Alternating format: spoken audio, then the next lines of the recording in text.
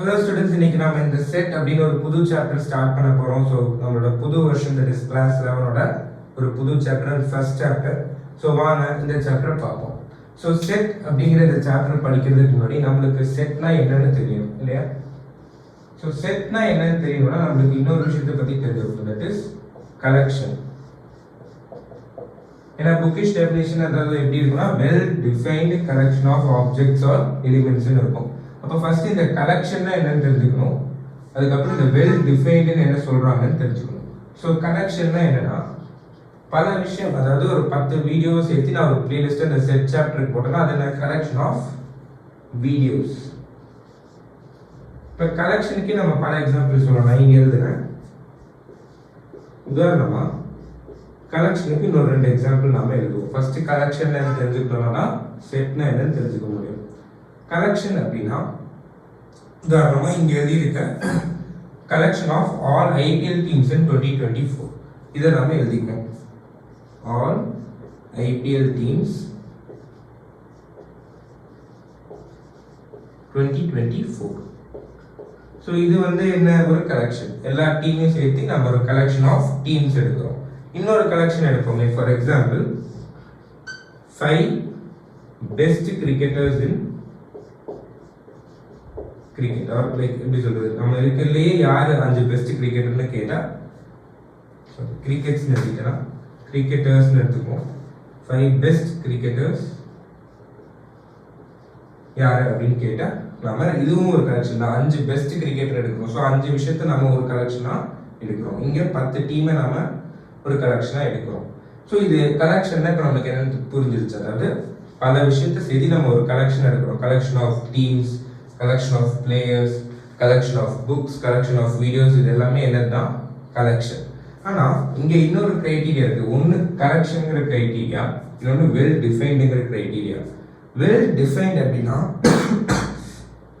நானும் நீங்களும் ஆர்கியூவே பண்ண முடியாம அதை சொல்லணும். இப்போ உதாரணமா இந்த ஐபிஎல் டீம்ஸ் 2024 லிஸ்ட்டை நானும் என்னதான் சொல்லுவேன், 10 டீம் தான் இருக்கு, சிஎஸ்கே, குஜராத் டைட்டன்ஸ். ஸோ இந்த 10 டீம் தான் நானும் சொல்ல முடியும், 10 டீம் தான் நீங்களும் சொல்ல முடியும்.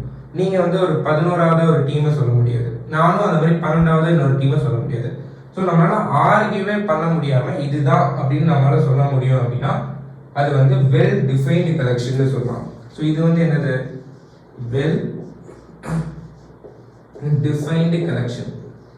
ஆனா இங்க 5 பெஸ்ட் கிரிக்கெட்டர்ஸ்ல உதாரணமா நீங்க என்ன சொல்லுவீங்க, சார் விராட் கோலி, தோனி, ஜஸ்பிரிட் பும்ரா, ஜடேஜா, சச்சின், இந்த மாதிரி பிளேயர்ஸ் நாம சொல்லலாம். பட் நான் என்ன சொல்லுவேன், இல்ல எனக்கு இன்னொரு பிளேயர் பிடிக்கும், அவங்கள நான் இந்த லிஸ்ட்ல போடுவேன்னு சொல்லுவேன். ஸோ எனக்கு ஒரு 5 பெஸ்ட் கிரிக்கெட்டர் இருப்பாங்க, உங்களுக்கு இன்னொரு 5 பெஸ்ட் கிரிக்கெட்டர் இருப்பாங்க. உங்க ஃப்ரெண்டை கேட்டீங்கன்னா அவன் என்னடா நீ ஆர்சிபி ஃபேன், நீ நான் சிஎஸ்கே ஃபேன், லைக் ஒவ்வொருத்தருக்கும் அவங்கவுங்க பெஸ்ட் கிரிக்கெட்டர்ஸ் இருப்பாங்க. ஸோ இது ஒரு வெல் டிஃபைன்டு கிடையாது, இது ஒரு பர்டிகுலர்லி டிஃபைன்ட், எனக்கு வேற உங்களுக்கு வேற. ஸோ இது not well defined collection. So first நம்ம இங்கே கலெக்ஷன் என்னன்னு பார்த்தோம். So collection of books, collection of videos, இந்த மாதிரி 10 விஷயம் 5 விஷயம் நிறைய விஷயத்த ஒரு கிரைட்டீரியா பேஸ் பண்ணி கலெக்ட் பண்றது. கலெக்ஷன் ஆஃப் வீடியோஸ்ங்கிறது ஒரு கிரைட்டீரியா, கலெக்ஷன் ஆஃப் டீம்ஸ் ஒரு கிரைட்டீரியா, கலெக்ஷன் ஆஃப் பிளேயர்ஸ் ஒரு கிரைட்டீரியா. அதுக்கப்புறம் 2வது விஷயம் வெல் டிஃபைன்டு கலெக்ஷனா இருக்கும் செட்னா. அப்ப இந்த வெல் டிஃபைன்டுக்கு நம்மளால ஆர்கியூவே பண்ண முடியாம நானும் நீங்களும் ஈஸியா சொல்ல முடியும், நம்மளால ஒரு கான்ட்ரடிக்ஷனே வராது அப்படின்னா அதுதான் well defined collection. Well defined அது ஆர்கியூவே பண்ண முடியாது. அப்ப நாட் வெல் டிஃபைன்டுங்கிறது 5 பெஸ்ட் கிரிக்கெட்டர்ஸ் நான் ஆர்கியூ பண்ணுவேன், நான் இவங்க தான் பிடிக்கும், உனக்கு நீ எப்படி அப்படி சொல்றேன்னு நான் கேட்பேன். பட் நீங்களும் என்ன அந்த மாதிரி கேட்பீங்க, அப்போ இது நாட் வெல் டிஃபைன்ட்.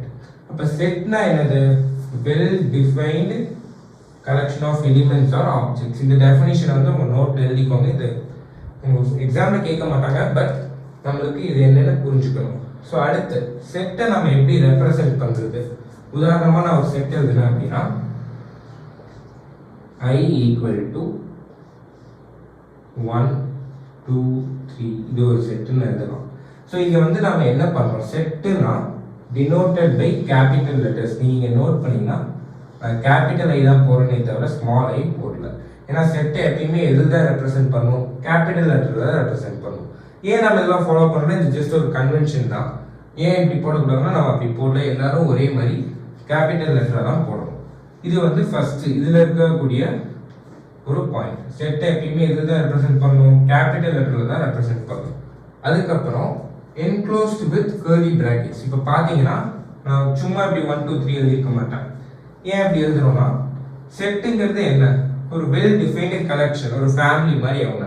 அப்போ அவங்கள வந்து நம்ம தனித்தனியாக இப்படி 1 2 3 எழுதுறதை விட அவங்க வந்து ஒரு ஃபேமிலியாக நம்ம காட்டலாம். அப்போ சேர்த்து வைக்கணும் அப்படிங்கிறதுக்கு நம்ம இந்த கர்லி பிராக்கெட்ஸ் போடுறோம். ஸோ இப்போ நம்ம செட்னா என்னன்னு ஃபர்ஸ்ட் பார்த்துட்டோம். Well defined collection of elements, objects, players, videos என்னென்ன வேணா இருக்கலாம். அதுக்கப்புறம் செட்டை வந்து எப்பயுமே எப்படி தான் ரெப்ரசென்ட் பண்ணணும்னா கேபிட்டல் லெட்டரில் தான் ரெப்ரசென்ட் பண்ணணும். அதே மாதிரி அவங்கள வந்து என்க்ளோஸ் பண்ணி இந்த கர்லி பிராக்கெட் இதை யூஸ் பண்ணி தான் நம்ம start and end of the செட்டை கொண்டு வரும். இப்போ நம்ம எக்ஸாம்பிள்ஸ் ஆஃப் ஒரு சில செட் பார்ப்போம். நான் ஒரு 2 3 செட் சொல்கிறேன். ஸோ இது போக போக உங்களுக்கு அப்படியே ஏதாவது ஒரு புது கான்செப்டால இப்படியே எல்லாமே புரிஞ்சிருக்காது, பட் போக போக உங்களுக்கு ஈஸியாக புரியும். ஸோ செட்டுக்கு உதாரணமாக ஒரு சில எக்ஸாம்பிள் எழுதுவோம். n the set of all natural numbers, the set of natural numbers. இப்போ அடுத்து இன்னொரு செட் எழுதலாம். என்னது, இது எல்லாமே மேக்ஸ். நான் வந்து உங்களுக்கு புரியணுங்கிறதுக்காக இங்கே கிரிக்கெட்லாம் எடுத்து சொல்லியிருக்கேன், பட் இப்போ நம்ம மேக்ஸுக்கு வந்துட்டோம். ஸோ அந்த ஐடியா ஃபர்ஸ்ட் புரிஞ்சுக்கோங்க செட்லாம் என்னென்னு. அதுக்கப்புறம் இந்த 2 criteria denoted by capital letters, closed and open with curly brackets. இப்போ என்னங்கிறது இப்போ மேக்ஸ்க்கு வந்துட்டோம். ஸோ ஒரு சில எக்ஸாம்பிள்லாம் எழுதுறேன். the set of all natural numbers. அடுத்து W, இது என்னது, whole number set, set of whole numbers. இது எல்லாத்தையுமே நம்ம எப்படி எழுதணும், கேபிட்டல் லெட்டர்ல ஸ்டார்ட் பண்ணணும். ஃபார் எக்ஸாம்பிள் இந்த nங்கிற செட் எடுத்தோம்னா எப்படி வரும், n equal to start and open with curly brackets போட்டு natural numbers தான் 1 2 3 4 up to infinity வரைக்கும் போகும். ஸோ இது natural numbers. இந்த மாதிரி நீங்கள் ஹோல் நம்பர்ஸுக்கு ட்ரை பண்ணி பாருங்க, ஸோ தட் உங்களுக்கு ஒரு ஐடியா கிடைக்கும்.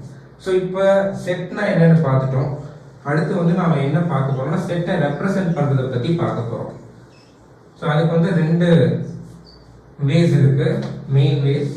ஸோ அந்த 2 பற்றி நாம் இன்னைக்கு பார்ப்போம்.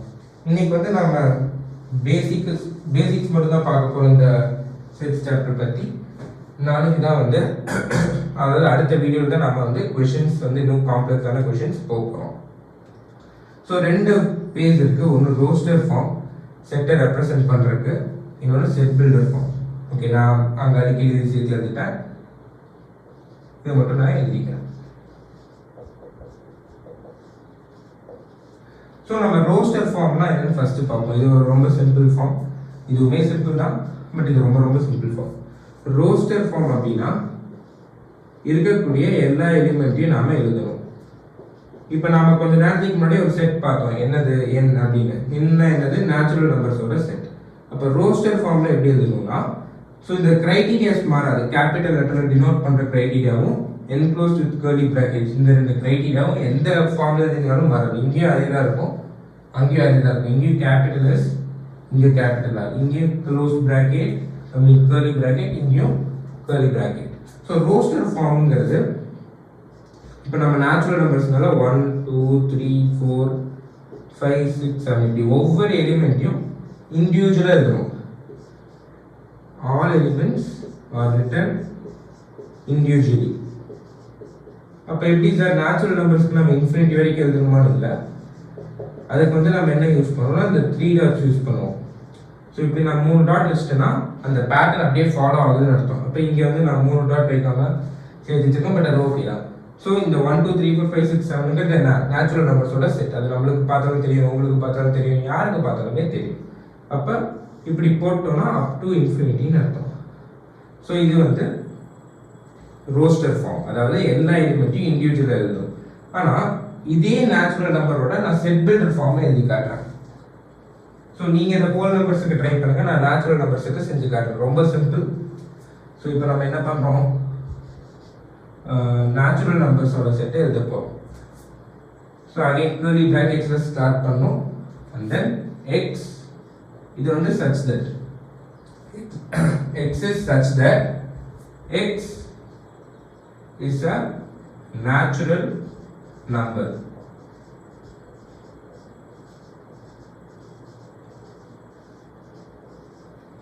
ஸோ இப்போ நம்ம என்ன எழுதுறோம், அதே செட் என்ன இங்கே எப்படி எழுதிக்கணும் பாருங்க. x is such that, இது வந்து இந்த சிம்பிளுக்கு பேர் வந்து such that. அப்போ n is equal to x such that x is a natural number. இப்படி நான் சொல்லிட்டேன்னா நான் இங்கே எழுதுற மாதிரி இன்ஃபினிட்டி வரைக்கும் எழுத வேண்டியதில்லை. அப்போ நிறைய இடங்கள்ல set builder form will be more useful than roster form. நம்ம போக போக பார்ப்போம் செட் பில்டர் ஃபார்ம் தான் எல்லா இடத்துலையுமே யூஸ் பண்ணுவோம், நாட் ரோஸ்டர் ஃபார்ம். இது வந்து ஒரு பேசிக்ஸ். அதுக்கப்புறம் நம்ம ரொம்ப லென்த்தியான செட்லாம் வந்தால் இந்த செட் பில்டர் ஃபார்ம் போயிடுவோம். ஸோ இப்போ நான் இந்த வீடியோ அப்படியே ஒரு சம்மரைஸ் பண்ணுறேன். ஃபர்ஸ்ட் நம்ம செட்னா என்னன்னு பார்த்தோம், அதுக்கு கலெக்ஷன்னா என்னன்னு தெரிஞ்சுக்கிட்டோம். அதுக்கப்புறம் வெல் டிஃபைன்டு கலெக்ஷனாக இருக்கணும். நானும் நீங்களும் ஆர்கியூவே பண்ண முடியாமல் சொல்லணும். இப்போ உதாரணமாக இன்னைக்கு ஒரு set of all prime ministers of இந்தியானா நான் யாரும் ஒரே லிஸ்ட்டு தான் சொல்லணும், நீங்களும் ஒரே லிஸ்ட்டு தான் சொல்லணும், மாற்றி சொல்ல முடியாது. ஸோ அது வந்து ஒரு செட். அதே மாதிரி இந்த செட்டை எப்படி ரெப்ரசென்ட் பண்ணணும்னா கேபிட்டல் லெட்டர்ஸில் ரெப்ரசென்ட் பண்ணணும், என்க்ளோஸ்ட் வித் கர்லி பிராக்கெட்ஸ். அதுக்கப்புறம் இந்த செட்டை ரெப்ரசென்ட் பண்ணுறதுக்கு ரெண்டு ஃபார்ம் இருக்குது. இது டினோட்டிங் செட், இது ரெப்ரசென்டிங் செட். ஸோ இது ரோஸ்டர் ஃபார்ம் ஒன்று, செட் பில்டர் ஃபார்ம் ஒன்று. ரோஸ்டர் ஃபார்ம் தான் நம்ம இனிஷியலாக பார்த்துட்டு அதுதான் basic form of set representing. So அதை வந்து எல்லா எலிமெண்ட்ஸையும் நான் இப்படி இண்டிவிஜுவலாக எழுதணும். ஆனால் இதே இது நம்ம செட் பில்டர் ஃபார்ம் போகிறோம். ஏன் போகிறோம், இங்கே ஒவ்வொரு எலிமெண்ட்டையும் எழுதி பீரியட் வைக்கிறதுக்கு பதிலாக இன்னும் காம்ப்ளெக்ஸான கண்டிஷன்ஸ், அதாவது இங்கே ஒரு பாயிண்ட் இருக்குது சாட்டிஸ்ஃபைஸ் அ கண்டிஷன் அப்படின்னு. ஸோ கண்டிஷன் அதாவது இந்த நேச்சுரல் நம்பர் அப்படிங்கிறது இங்கே ஒரு கண்டிஷன். ஸோ இந்த மாதிரி நிறையா லென்த்தியாக ஒரு செட் வரையில இல்லை காம்ப்ளெக்ஸ் செட் வரையில நாம் இந்த மாதிரி செட் பில்டர் ஃபார்ம் போயிடுவோம். ஸோ இவ்வளோதான் இந்த வீடியோ பொறுத்தளவில். ஓகே ஸ்டூடெண்ட்ஸ், இப்போ நம்ம கொஷின்ஸ் பார்ட் போவோம். ஸோ செட்னா ஃபஸ்ட்டு என்னென்னு படித்தோம், அதை பேஸ் பண்ணி ஒரு 5 கொஷின் இதில் 3 நான் கிளாஸில் போட்டுடுறேன். இந்த 2 நீங்கள் ஹோம்ஒர்க்காக வச்சுக்கோங்க. அதுக்கப்புறம் இதில் வந்து நான் 1 போட்டு காட்டுறேன், இன்னொன்று வந்து நீங்கள் ஹோம்ஒர்க்காக வச்சுக்கோங்க. ஸோ ரொம்பவே ஒரு சிம்பிளான கான்செப்ட். வாங்க ஸ்டார்ட் பண்ணுவோம். Which of the following are sets அப்படின்னு கேட்குறாங்க. செட்னா ஃபஸ்ட்டு நம்ம என்னென்னு தெரிஞ்சுக்கணும், நம்ம என்னென்ன ரிவைஸ் பண்ணோன்னா வெல் டிஃபைன்டு கலெக்ஷன் எதாக இருந்தாலுமே அது என்ன தான் சொல்லுவோம்னா செட்னு சொல்லுவோம். ஸோ வெல் டிஃபைன்ட் கலெக்ஷன் இப்படி இருந்தால் அது என்னவாக இருக்கும், செட்டாக இருக்கும். அப்போ இங்கே ஒரு கலெக்ஷன் கொடுத்துட்டாங்க, இந்த க்ரைட்டீரியாவை வச்சு நம்ம வெல் டிஃபைன்டாக இல்லையான்னு சொல்லணும். இந்த collection of all months in a year நம்மளுக்கு நல்லாவே தெரியும், 12 மாதம் தான் இருக்குது. நானும் ஆர்கியூ பண்ண மாட்டேன், நீங்களும் ஆர்கியூ பண்ண மாட்டீங்க. எல்லாருமே 12 மாதத்தை தான் சொல்லுவோமே தவிர நான் 13ஆவதாக இன்னொரு மாதத்தை சொல்ல முடியாது, நீங்களும் 11 மாதம் தான் இருக்குன்னு சொல்ல முடியாது. ஸோ இது வந்து கன்ஃபார்மாக ஒரு செட். ஸோ இது tick. The collection of all boys in your class. Okay, so இது வந்து எப்படின்னா நம்ம கலெக்ஷன் கொடுத்துட்டாங்க, இது வெல் டிஃபைன்டாக இல்லைன்னா திருப்பி சொல்லணும். ஆஃப் ஆல் பாய்ஸ் நம்ம கிளாஸில் எத்தனை பசங்க இருக்காங்கன்னு சொல்ல முடியும். ஸோ 25 இல்லை ஒரு 30 இல்லை ஒரு 20. ஸோ நம்ம எல்லாத்துக்குமே வெல் டிஃபைன், யார் இது பையன் இது பொண்ணுன்னு கன்ஃபார்மாக வெல் டிஃபைன். ஸோ நம்ம ஃபன்னுக்கு வந்து நம்ம ஃப்ரெண்டை கலாய்ப்பமே தவிர எப்பயுமே இது வந்து ஒரு வெல் டிஃபைன்டான ஒரு கலெக்ஷனாக தான் இருக்கும். ஸோ அகெயின் இது வந்து ஒரு செட். நம்மளால சொல்ல முடியும் இதெல்லாம் இவங்கெல்லாம் பசங்க இவங்கெல்லாம் பொண்ணுங்க. ஸோ இது வந்து கலெக்ஷன் ஆஃப் பாய்ஸ்னு சொல்ல முடியும். அப்போ இதுவும் ஒரு செட்டாக தான் இருக்கும். இப்போ third, collection of 5 best mathematicians. So இது வந்து கலெக்ஷன் கொடுத்துட்டாங்க. ஆனால் 5 பெஸ்ட் மேத்தமேட்டிஷியன்ஸ் நான் ஒரு 5 பேருக்கு சொல்லுவேன். நான் அந்த லிஸ்ட்டில் நானே கூட என்னை போட்டுப்பேன், சும்மா சொன்னேன் போட மாட்டேன். பட் நம்ம நிறைய பேர்த்து சொல்ல முடியும், ராமானுஜன், ஹார்டி, இந்த மாதிரி நிறையா பேர்த்த சொல்ல முடியும். பட் அதில் 5 பேர், நான் 5 பேர்த்த சொல்லுவேன், நீங்கள் 5 பேர்த்த சொல்லுவீங்க, நம்மளுக்குள்ள ஒரு கான்ட்ரடிக்ஷன் வரும். இது ஒரு வெல் டிஃபைன்டான ஒரு கலெக்ஷன் கிடையாது. அப்போ இது வந்து not a set. So first 3ல் 2 செட்டு, இன்னொன்று not a set. 4th and 5th இது ரெண்டுமே நீங்கள் ஹோம்ஒர்க் பண்ணுங்கள், ரொம்ப சிம்பிள். ஸோ இது வந்து ஈவன் இன்டிஜர்ஸ் எல்லாம் இருக்குதுன்னு நம்மளுக்கு டிஃபைன் ஆகியிருக்கு. இங்கே வந்து நம்ம 10 மோஸ்ட் டேலண்டட் ரைட்டர்ஸுக்கு நம்மளுக்குள்ள கான்ட்ரடிக்ஷன் வரும். ஸோ நான் ஒரு ஹிண்ட்டும் கொடுத்துட்டேன், நீங்கள் இதை போட்டு பாருங்கள், ஆன்சரும் டிஸ்கிரிப்ஷனில் போடுறேன். அதுக்கப்புறம் second question, represent the following in roster and represent the following in roster and set builder form. So இதை வந்து நான் போட்டு காட்டுறேன். இது வந்து ரோஸ்டர் ஃபார்மில் இருக்குது. ஸோ இது என்னது 1 3 5 7 9 11 13 இது எல்லாமே என்னதுன்னா ஆட் நம்பர்ஸ். அப்போ இங்கே வந்து ரோஸ்டர் ஃபார்மில் இதை கொடுத்துருக்காங்க. நான் வந்து என்ன எழுத போகிறேன்னா செட் பில்டர் ஃபார்ம் எழுத போகிறேன். அப்போ A is equal to set builder form எப்படி இருக்கணும், எக்ஸ் such that. இது வந்து இந்த செட் ஆஃப் ஆல்னு சொல்லலாம், இல்லை சொல்லாமல் கூட ஒரு நிறைய பேர் சொல்ல மாட்டாங்க. பட் ஜஸ்ட் ஒரு இன்ஃபர்மேஷன், இது வந்து set of all x such that. இந்த சிம்பிள் வந்து என்னது, such that. The set of all x such that x is an odd, அதே மாதிரி இங்கே நேச்சுரல் நம்பர் தான் இருக்குது. ஸோ ஆட் நேச்சுரல் நம்பர் அப்படி கூட எழுதலாம். ஸோ இதுக்கு வந்து நான் செட் பில்டர் ஃபார்ம் எழுதிட்டேன். இந்த செகண்ட் அதாவது பி பார்ட்டுக்கு வந்து நீங்கள் வந்து ரோஸ்டர் ஃபார்ம் எழுதணும். ஓகே ஸ்டூடெண்ட்ஸ், இப்போ நம்ம வந்து செட்ஸோட பேசிக்ஸ் மட்டும் பார்த்துருக்கோம். அதாவது செட்னா என்ன, ஒரு கலெக்ஷன் கொடுத்தா அது செட்டா இல்லையா நம்மளால சொல்ல முடியும். இந்த கொஷின்ஸ் பார்த்து நீங்கள் போட்டிருந்தீங்க அப்படின்னா. ரெண்டாவது செட்டை எப்படி டினோட் பண்ணுறோம், கேபிட்டல் லெட்டரில் ரெப்ரசென்ட் பண்ணுறோம், கேர்லி பிராக்கெட்ஸ்குள்ளே என்க்ளோஸ் பண்ணுறோம். Either roster or set builder form ரெண்டுக்கும் இது பொருந்தும். அதுக்கப்புறம் இந்த செட்டை ரெப்ரசென்ட் பண்ணுறது அப்படின்னா ரோஸ்டர் ஃபார்ம் ஒரு ஃபார்ம் இருக்குது, செட் பில்டர் ஃபார்ம் இன்னொரு ஃபார்ம் இருக்குது. ஸோ இதெல்லாம் பார்த்துருப்போம். இது எல்லாமே the basics of sets chapter. இதோட பேஸாக வச்சு தான் அடுத்தடுத்த union of sets, intersection of set, இந்த மாதிரி வென் டயக்ராம் இது எல்லாமே பண்ணுவோம். ஸோ இதை நான் ஒரு 5 to 6 வீடியோஸாக பண்ண பார்க்குறேன். எல்லாமே முடிஞ்ச அளவுக்கு கம்மி டியூரேஷனில் வச்சுருக்கேன். ஸோ இந்த எல்லா வீடியோவும் பாருங்கள், செட்ஸ் சாப்டர் ஈஸியாக உங்களுக்கு தரவாயிடும். ஸோ நம்ம அடுத்து 2வது லெக்சரில் பார்ப்போம்.